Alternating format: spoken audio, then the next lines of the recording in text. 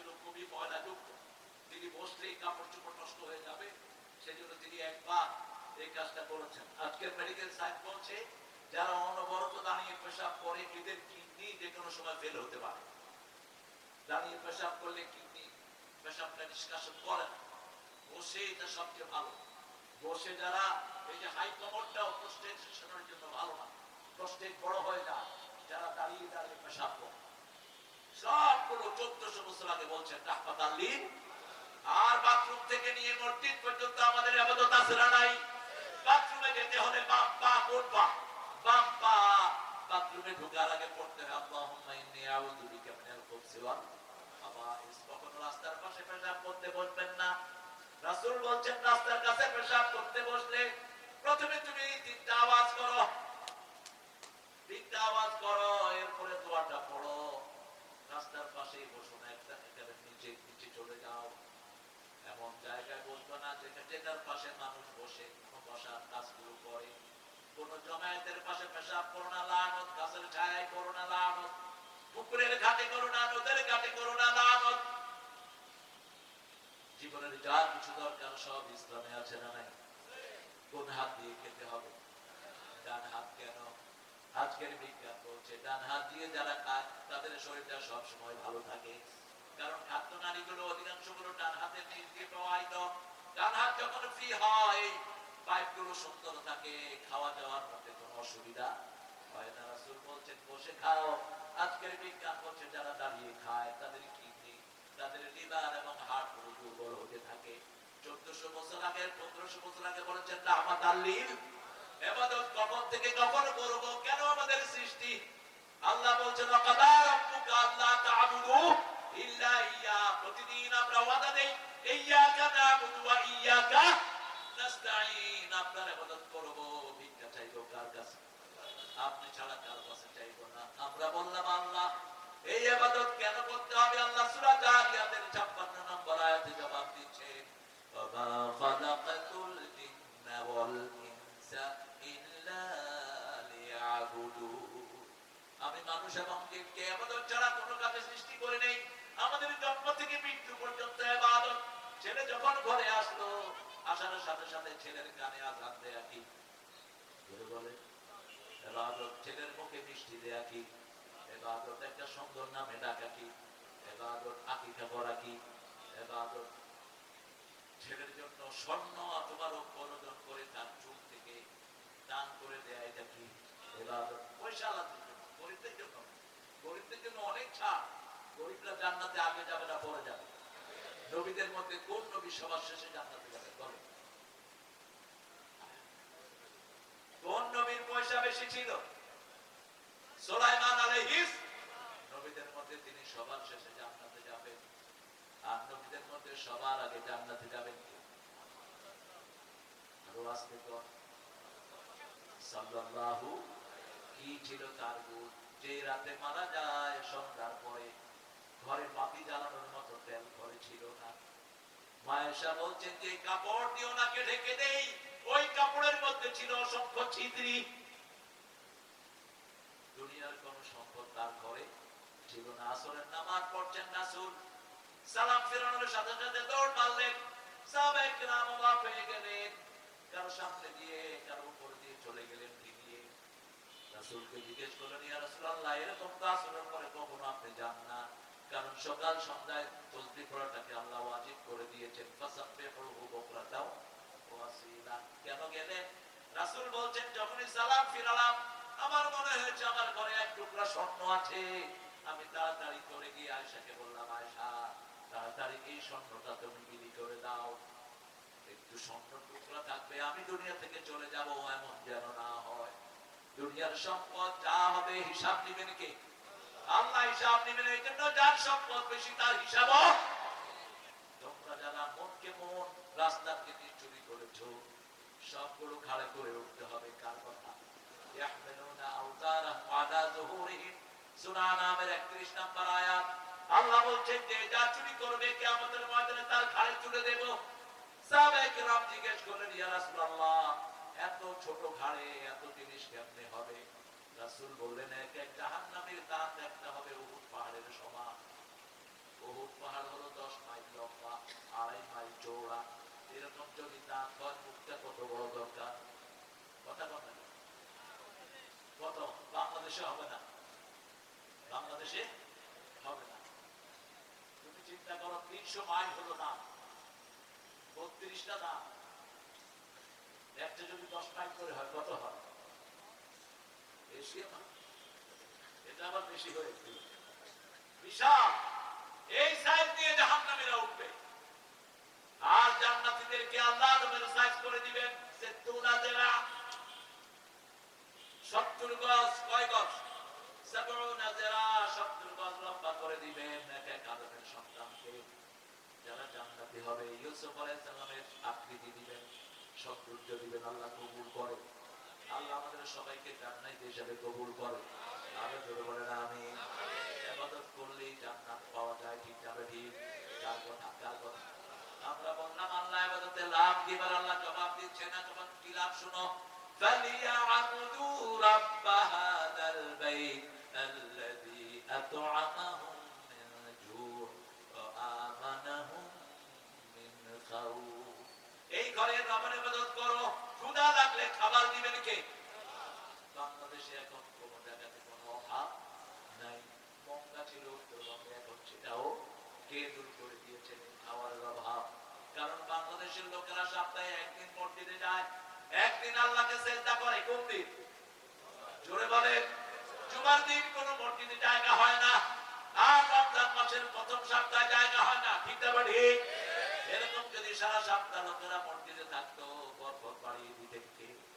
এক সাহাবী এসে রাসূলকে বিচার দিলেন, ইয়া রাসূলুল্লাহ, আমি মাঠে কাজ করতে করতে জান যায়, আমার এই ভাইটি সারাদিন আপনার সামনে বসে থাকে। রাসূল মুস্কি হাসছেন। সাহাবী রাদিয়াল্লাহু আনহু জিজ্ঞেস করলেন, ইয়া রাসূল, আপনি মুস্কি হাসছেন? বলছে, শোনো আমার সাহাবী, তোমার ভাইটা আমার কাছে বসে থাকে দেখে আল্লাহ তোমার খেতে বরকত দিয়ে দেয়। আমাদের অনেক মুরব্বি মসজিদে বসে থাকে, ঠিক না ঠিক? আর তার আত্মীয় স্বজন কমপ্লেইন করে শুধু মসজিদে বসে থাকে। আরে ভাই, আল্লাহ রাব্বুল আলামিন বলছেন, আমি দুই প্রকারের লোকের জন্য দুনিয়া টিকে রেখেছি। দুনিয়াতে আমি বহু আগে ধ্বংস করে দিতাম। আমিরুনাল মাসাজিদ মুস্তাগফিরিনা লিল আসহাব। আমি দুই প্রকার লোকের জন্য দুনিয়া টিকিয়ে রাখি। এক হলো যারা শেষ রাতে উঠে গুনগুন করে কাঁদে, আর দ্বিতীয় হলো যারা মসজিদটাকে আবাদ রাখে। এই দুই প্রকারের লোকের জন্য দুনিয়া টিকিয়ে রেখেছেন কে? আমরা বললাম আল্লাহ ইবাদত কোন পর্যন্ত করতে হবে? সূরা হিজরের 99 নম্বর আয়াত, শেষ আয়াতে আল্লাহ বলছেন, ওয়াবুদ রাব্বাকা হাত্তা ইয়াতিয়াকাল ইয়াকিন। মৃত্যু আসার আগ পর্যন্ত ইবাদত করতে হবে কার? ডাক দিয়ে ধরবো, এটা ইবাদত। পিতামাতার খেদমত করবো, এটা কি ইবাদত? ইবাদতের পরেই পিতামাতার কথা আল্লাহ নিয়ে এনেছেন। অর্থাৎ ইবাদত কবুল হয় না যারা পিতামাতার খেদমত করে না, ইবাদত কবুল হয় না যারা মানবতার খেদমত করে না। রাসূল বলছেন, মান আশবা নাফসা ওয়াজারহু লাইসা মুমিন। যে নিজে পেট ভরে খেল, তার প্রতিবেশী অভুক্ত থাকলো, সে কখনো মুমিন নয়। প্রতিবেশীর কথা হিন্দু মুসলিম কোনটাই বলেন নাই। যে কোন ধর্মের লোক তার পেট ভরে দিবেন, তাকে খাওয়া দিবেন, খুশি হবেন কে? রাসূলের ঘরের সামনে দিয়ে একজন কাফের যাচ্ছিলেন, রাসূল তাকে ডেকে এনে 7টা ছাগলের দুধ খাওয়ালেন। কয়টা? 7 ছাগলের দুধ খেয়ে কাফের পড়ছে লা ইলাহা ইল্লাল্লাহ, লা ইলাহা ইল্লাল্লাহু মুহাম্মাদুর রাসূলুল্লাহ সাল্লাল্লাহু। বেশ কিছুদিন পরে তিনি আবার আসলেন। যে কোনো মেহমান আসলে আপনি খুশি হবেন, অন্য মুসলিম হোক, বিধর্মী হোক, অন্য ধর্মের লোক হোক, আপনার ঘরে আসলে আপনি খুশি না বেজার? খুশি হবেন। এক মহিলা রাসূলকে বললেন, ইয়া রাসূলুল্লাহ, আমার স্বামী আসতে সব সময় মেহমান নিয়ে আসে। রাসূল বললেন, আগামী পরশুদিন আমি তোমার ঘরে আসতেছি। রাসূলের জন্য রান্না বাড়া করলেন। মনে রাখবেন, টেবিল ভর্তি খাওয়া রাসূল কখনো পছন্দ করতেন না। আমাদের হুজুরদের জন্য যা করা হয় বেশি না কম? আরে হ্যাঁ, 2 পদের গোশত, 3 পদের মাছ, 4 পদের সবজি, তারপরে হুজুরের মন ভরে না। খাইতে খাইতে হুজুরের খুব টানা দিয়ে যায়। হুজুর ট্যাবলেট বা ট্যাবলেটের জায়গা থাকলে তো রসগোল্লা আরো 2টা ঢুকে যায়। তোমার নিয়ে অসুখ হবে না? হবে না। খাওয়া কম, খাওয়াবা বেশি, খাওয়াবা বেশি। যারাই খাওয়ার সময় ঢুকে প্রত্যেকের খাওয়ায় সুন্নাহ। খেয়ে থাকবে না। রাসূল সাল্লাল্লাহু আলাইহি ওয়াসাল্লাম ওই ঘরে গেলে ম্যাক্সিমাম 3টা আইটেম তিনি পছন্দ করতেন, রুটি, গোশত আর একটা মিষ্টি জিনিস, বাস এটি। কিন্তু আমরা যত আইটেম খাই এগুলোর কারণে রুচি নষ্ট হয়ে যায়, আমাদের পেটে হজম ঠিক মতো হয় না। আশরাফ আলী থানভী বলছেন 2 গোশত একসাথে খাবা না, 2টা মাছ আর গোশত একসাথে খাবা না, হজমে সমস্যা হয়। আমরা তো সব কিছু একসাথে খাই। আল্লাহ আমাদেরকে রাসূলের সুন্নাহ মানার তৌফিক দান করুন। আরো জোরে বলেন আমিন। আর খাওয়ার সময় রাসূল চেটে খেতেন, আমরা কি করি? রেখে দেই খাওয়া। রাসূল বলছেন ওই যে খাওয়াটা তুমি রেখে দিলা, এখানে শয়তান খায়। লা তাতরুকালি শয়তান চেটে খাও। তুমি যদি চেটে না খাও, তোমার ভাইয়ের মুখে তুমি তোমার আঙ্গুল দিয়ে দাও যাতে ভাই চেটে খায়। এটার ভিতরে এত রকমের মিনারেল, এত রকমের খাদ্য প্রাণ আল্লাহ রেখে দিয়েছেন। রাসূল বলছেন খাওয়ার বরকত থাকে শেষ ভাগে। সেই নবীর সুন্নাত আছে, যেখানে ইসলাম আছে সেখানে। রাসূল গেলেন ওই সাহাবীর ঘরে, খাওয়া দাওয়া করলেন। সাহাবীকে বললেন আমি যখন চলে যাব তুমি পর্দা উঠিয়ে রাখবা, তোমার বিবিকে বলবা আমার পিছনে যেন তাকিয়ে থাকে। রাসূল সাল্লাল্লাহু আলাইহি ওয়াসাল্লামের প্রিয় সাহাবী পর্দা উঠিয়ে রাখলেন। আস্তে করে রাসূল বেরিয়ে গেলেন। রাসূল সাল্লাল্লাহু আলাইহি ওয়াসাল্লামের প্রিয় সাহাবীর ওয়াইফ দেখলেন ঘর থেকে বিষ, বিচ্ছু, সাপ, বিষধর প্রাণীগুলো বেরিয়ে যাচ্ছে। রাসূল জিজ্ঞেস করলেন সাহাবীকে কিছু দেখেছো নাকি? কয় হ্যাঁ, কি দেখেছো? যখন আপনি বেরিয়ে এসেছেন আপনার পিছন দিয়ে দেখেছি অজস্র হিংস্র প্রাণীগুলো বেরিয়ে যাচ্ছে। রাসূল বললেন কোন মেহমান আসলে রাগ করো না, প্রত্যেক মেহমানের সাথে এরকম ঘরের বিপদগুলো আল্লাহ দূর করে দেয়। মেহমান আসলে খুশি হবে। মেহমানদেরকে সবচেয়ে পছন্দ করেন কি? আল্লাহ পছন্দ করেন। 3 দিন। আবার কিছু মেহমান আছে আসছে তো আসছে, মেহমানদারি কয়দিন? 3 দিনের বেশি না। 3 দিনের পরে আপনি আদি নরমাল চা খান, আবার হাতটা দিয়ে খেলা দিয়ে ইসলাম কইছে 3 দিন, তুই বেশি বুঝে শুনে একটা পরে একটা। রাসূল সাল্লাল্লাহু আলাইহি ওয়াসাল্লাম কাউকে ঘুম থেকে উঠাতেন, আঙ্গুলে একটু হালকা পানি নিয়ে একটু ছিঁড়ে দিতেন, কখনো কখনো মাথায় হাত বুলাতেন। আর আমাদের লোকেরা করে মগের মুখে উঠ কি শুনে আর কি করে, বলছে হালকা করে একটু পায়ে এমনি ধরে কুচুর খেতে হালকা করবেন না, আওয়াজ দিবেন না, কোন ঘুমন্ত লোকের পাশে আওয়াজ দিবেন না। আজকের মেডিকেল সায়েন্স বলছে হার্ট ফেল হতে পারে। সে যখন ঘুমিয়ে থাকে তার রুহটা কার কাছে থাকে? আল্লাহর কাছে থাকে। আপনি চিৎকার দিয়ে তাকে জাগাবেন না, আদর করে তাকে জাগান। মাথায় হালকা করে চুলকিয়ে দেন, হালকা করে হাতের মধ্যে একটু মুড়িয়ে দেন, যাতে করে সে ঘুম থেকে উঠে যায়। রাসূল সাল্লাল্লাহু আলাইহি ওয়াসাল্লাম বলছেন যখন কেউ ঘুমায় শয়তান 3টা গিট মারে। কয়টা? 3টা গিট মারে। যখন সে উঠে বলে আলহামদুলিল্লাহ আল্লাযী আহইয়ানা বা'দা মা মাতানা ওয়া ইলাইহিন নুশুর, একটা গিট খুলে যায়। দ্বিতীয় যখন ওযু করে দ্বিতীয় গিট খুলে যায়। তৃতীয় যখন নামাজে দাঁড়ায় তৃতীয় গিট তার খুলে যায়। নামাজ দিয়ে জীবন শুরু, নামাজ দিয়ে জীবন শেষ। আমরা ফজরের সময় জাগি আর এশার সময় ঘুমাই। দুইটাই হলো সালাত। দুইটা কি? সালাত। আজকে থেকে ওয়াদা করব আর সালাত ছেড়ে দেব না। রাজি আছি? রাজি আছি? দেখে একটু কষ্ট দেই, একটু হাত তোলে বলেন হে আল্লাহ, হে আল্লাহ, আজকে থেকে জীবনে আর কোনদিন ফরজ নামাজ, ফরজ রোজা, ফরজ পর্দা ছেড়ে দেব না। আমিন ইয়া রাব্বাল আলামিন। আমার প্রিয় যুবকেরা, তোমাদের জন্য সূরা নূরের প্রথম 2 রুকু ফরজ। সূরাটা শুরু করেছেন আল্লাহ আনজালনাহু ওয়া ফারাদনাহু, ফরজ করে দিয়েছেন। ওমর ফারুকের আমলে প্রত্যেক ছেলে মেয়েকে এই সূরা নূর মুখস্থ করা ফরজ ছিল। এই সূরা নূরে ব্যাখ্যিত হয়েছে যারা ইন্টারনেটে প্রেম করো, আছে না কিছু ছেলে বিভিন্ন মেয়েদের সাথে লাইভ করো ইন্টারনেট, আবার মেয়েরা ছেলেদের সাথে লাইভ করে। একটা ছেলে অসংখ্য মেয়ের সাথে কথা বলে, আরেকটা মেয়ে অসংখ্য ছেলের সাথে কথা বলে। খবরদার, তোমার চোখকে সংবরণ করো। আল্লাহ বলছেন কুল্লিল মুমিনিনা ইয়াগুদ্দু মিন আবসারিহিম ওয়া ইয়াহফাযু ফুরুজাহুম। 37 সূরা নূর।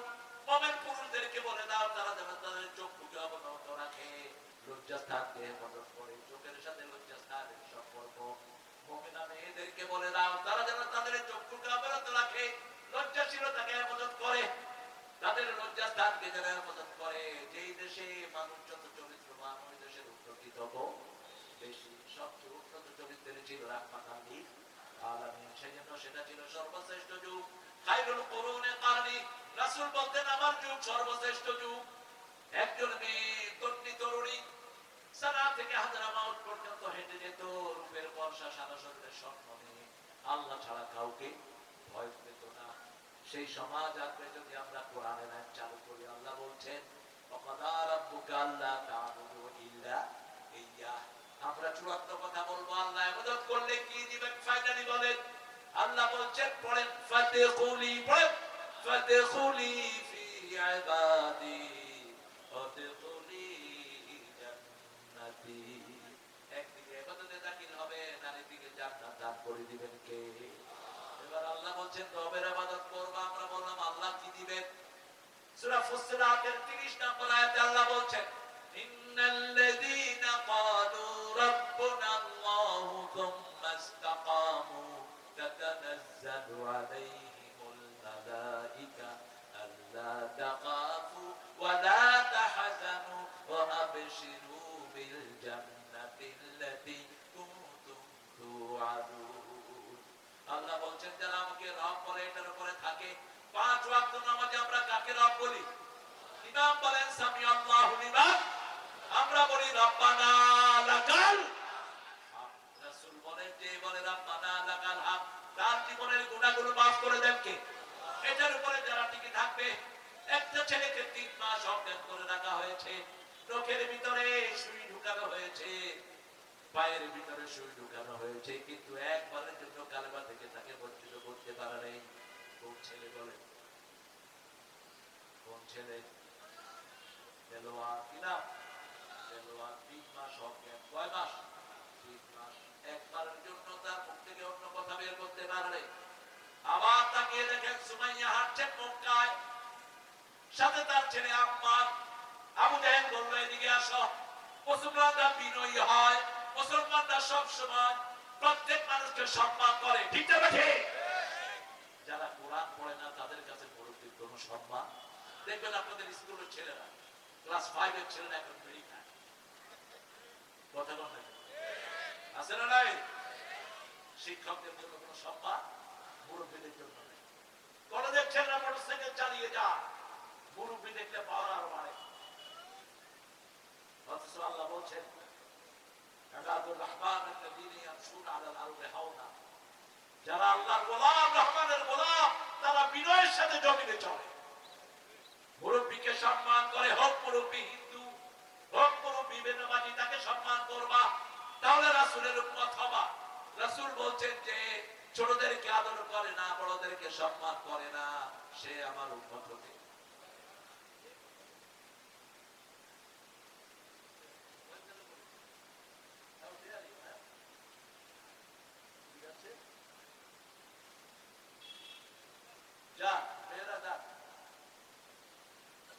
মেয়েরা কথা বলতে বলতে যে না, পুরা মেয়েরা আসছে না। এটাই হলো সৌন্দর্য। দেখেন এখন মেয়ে ছেলে যদি একসাথে ঢুকি, যা হওয়ার তাই, যেটা হয় আমাদের মেলা বলতে। আল্লাহ আমাদের মেয়েদেরকে ইসলামের জন্য কবুল করে। 4টা কাজ মেয়েরা করবা। কয়টা? 4টা। জান্নাতের 8টা দরজা খোলা থাকবে। 1, আযান হলে নামাজে দাঁড়াবা। রমজান আসলে রোজা করবা। 3 নম্বর স্বামীর খেদমত করবা, স্বামী স্ত্রীর খেদমত করবে। দুটোই জেনে নিয়ে স্বামী স্ত্রীর জন্য 5টা অধিকার দিবে। কয়টা? 5টা। রাসূল বলছেন প্রথম অধিকার, যে যা খাবে স্বামী তা স্ত্রীকে খাওয়াবে। যেরকম কাপড় পরবে ওরকম কাপড় স্ত্রীকে দিবে, যেরকম জায়গা থাকবে ওরকম জায়গায় স্ত্রীকে দিবে।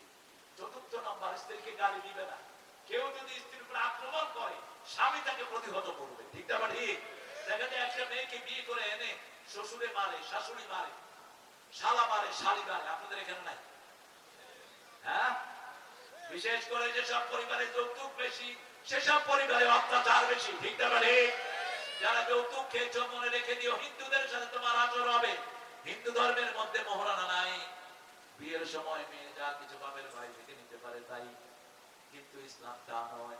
ইসলাম বলেছে মোহরানা ছাড়া মেয়েকে তুমি ঘরে নিতে পারবা না। মোহরানা আল্লাহ রাব্বুল আলামিন ফরজ করেছেন। আর নিসা সাবিকাতিহিন্না নাহলা। 4 নম্বর সূরা নিসায় বলছেন সন্তুষ্ট চিত্তে মহারণা দাও। আর বলেছেন ওয়াতুহুন্না উজুরাহুন্না ফারিদা, ফরজ হিসাবে মহারণা আদায় করে দাও। একটা লোহার আংটি দিয়ে হলেও মহারণা দাও। মেয়ের জাত যত বেশি মহারণা হবে তত বেশি। যেমন মা খাদিজার মহারণা ছিল সবচেয়ে বেশি। আল্লাহ রাব্বুল আলামিন বলছেন রবের হুকুম তোমরা মানবা। রবকে যারা দুনিয়াতে মানতে চায় তাদের উপর আমি ফেরেশতা নাযিল করে দেব। আপনি চিন্তা করেন এই যে 5 জন 6 জন লোককে ফাঁসি দেয়া হলো, একজনও প্রাণ ভিক্ষা চায় নাই। ঠিক না ঠিক? কেন ভিক্ষা চায় নাই? আব্দুল কাদের মোল্লাকে প্রথম বলা হলো প্রাণ ভিক্ষা চান, বলছেন কেন? আপনাকে ফাঁসি দেয়া হবে, কে দিবে প্রাণ ভিক্ষা? প্রাণ দিয়েছেন যিনি, ভিক্ষা দিবেন তিনি। ঠিক না ঠিক? তুমি প্রেসিডেন্ট কোত্থেকে আসছো? সুকু কোত্থেকে আসছো? তুই প্রাণ ভিক্ষা দিবি? তোর তো কোনো অথরিটি নাই। একটা কুফরি আইন, একটা ফাতওয়া। আমাদের দেশে অনেকগুলো ফাতওয়া আইন হয়েছে, এগুলো বদলানোর সময় এসেছে। ছেলে মেয়েদের বিয়ের বয়স কত? 18। এক ছেলে তার স্যারকে মারতেছে, স্যার বলতেছে তোর নামে মামলা দিব। কোথায়? আমি শিশু।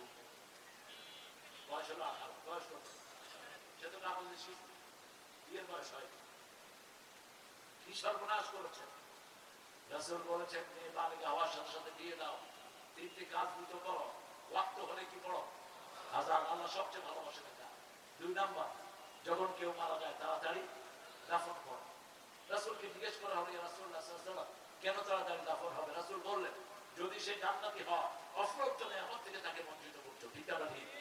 আর যদি জাহান্নামী হয় তোমাদের উপরে আযাব আসতে তাড়াতাড়ি তাকে দাফনের ব্যবস্থা করো। আর মেয়ে যখন বালিগা হয় তাড়াতাড়ি তাকে কি দাও? বিয়ে দিয়ে দাও। তা না হলে সমাজের জন্য হবে। বিয়েটাকে সহজ করা হয়েছে। আজকে বিয়ে সহজ নয়, আজকে বিয়ে কি কঠিন। কি সহজ? জিনা সহজ। এটাই হবে। বিয়েটাকে সহজ করে দেয়, জিনাটা কঠিন হয়ে যাবে। ঠিক না ঠিক? আল্লাহ রাব্বুল আলামিন বলেছেন আমাকে রব বলবা, প্রথম ফেরেশতা দিয়ে তোমাদেরকে সাহায্য করব। 2 নম্বর, কাউকে ভয় করতে হবে না। ভারত চোখ রাঙাবি আমাদেরকে দিবি না, চোখ উপড়ে ফেলে দেবো আমরা। ভারতে আছে 42 কোটি মুসলমান, বাংলাদেশে 18 কোটি। এই 60 কোটি যদি একটা লাঠি দিয়ে আগাই পালানোর জায়গা দিতে পারবি না। তাকে ভয় দেখাও। আমরা দুনিয়াতে আসছি মারার জন্য। ঠিক না ঠিক? প্রতিদিন একবার আমরা মরি। রাতে যখন শুই আমরা দোয়াই পড়ি বিসমিল্লাহি আমুতু। হে আল্লাহ আপনার নামে মরতেছি। কার নামে? আপনার নামে মরতেছি। দয়া করে যদি আপনি প্রাণ দেন। রাসূল বলেছেন ওযু করে শুইবা। যারা ওযু করে শোয় তাদের রূহটা আল্লাহর আরশের সামনে সিজদা দেওয়ার অনুমতি পেয়ে যায়। যারা ওযু করে শোয় তারা ইবাদতের সাথে যেতে পারে। 2 নাম্বার বলেছেন আয়াতুল কুরসি পড়বা, পাহারা দিবেন কে? 3 নাম্বার নাস ফালাক কুল রাব্বিন নাস পড়বা। এই 3টা সূরা পড়ে ফু দিবা, সারা রাত তোমাকে ফেরেশতারা পাহারা দিবে। 4 নাম্বার সুবহানাল্লাহ আলহামদুলিল্লাহ আল্লাহু আকবার লা ইলাহা ইল্লাল্লাহ পড়বা, শরীরের সমস্ত ক্লান্তি দূর করে দিবেন কে? 5 নাম্বার ডান হাতটা গালের নিচে দিয়ে পড়েন আল্লাহুম্মা বিসমিকা আমুতু। দুরূদ পড়তে পড়তে ঘুমিয়ে পড়ে আপনার স্বপ্নে চলে আসবেন রাহমাতাল লিল আলামিন। আর যদি ফেসবুক দেখে দেখে তোমার ইমান হারা হওয়ার সম্ভাবনা আছে, কারণ ফেসবুকে কিছু ভালো ম্যাক্সিমাম আর রাতে তো আর এটার কোনো বাস বিচার নেই। ইমাম সাহেব বলেছিলেন যে ফেসবুকে নোংরা সাইটগুলো আমরা বন্ধ করব। বন্ধ হয়েছে? আরো বেশি চালু হয়েছে। তুমি তো বুক ফ্রম নাথিং, তুমি কিছু করতে পারো। হাসিনা ভারতকে যা ইলিশ মাছ দিয়েছে তুমি শুনেছি তার থেকে বেশি দিয়েছো। কেন এত পিরিত জাগলো কেন ভারতের জন্য? আমরা ভারতের মুসলিমদের বিরুদ্ধে। ঠিক না ঠিক? কোন শিরকের সাথে আমাদের কোনো সম্পর্ক। তবে আমার দেশের কোন ভাই ওই ধর্মাবলম্বী যদি কোন হিন্দু ভাই থাকেন তার জন্য আমাদের কোনো বিদ্বেষ নাই। তারা আমাদের প্রতিবেশী, তারা আমাদের আমার বাপরি বলতে যারা বেঁচেছে আমরা তাদের বিচার চাই। আমার মুসলমান সেজদা দিচ্ছে তাদের গর্দানে যে হিন্দুরা পাড়া দিয়েছে তাদের বিচার আমরা চাই। ঠিক না ঠিক? এই নদী কুত্তার হাতে লক্ষ লক্ষ মুসলমান শহীদ হয়েছে। কাশ্মীরের জেনোসাইডের জন্য এই নদী দায়ী। গুজরাটের গণহত্যার জন্য এই নদী কুত্তা দায়ী। এই কুত্তার নাম ওয়ার্ল্ড সন্ত্রাসীদের মধ্যে 1 নম্বরে উঠেছে। তুই মনে রাখ, তুই পাগল হইয়া অজ্ঞান হইয়া তুই মারা যাবি, ভারতের ক্ষমতা নেবে মুসলমান।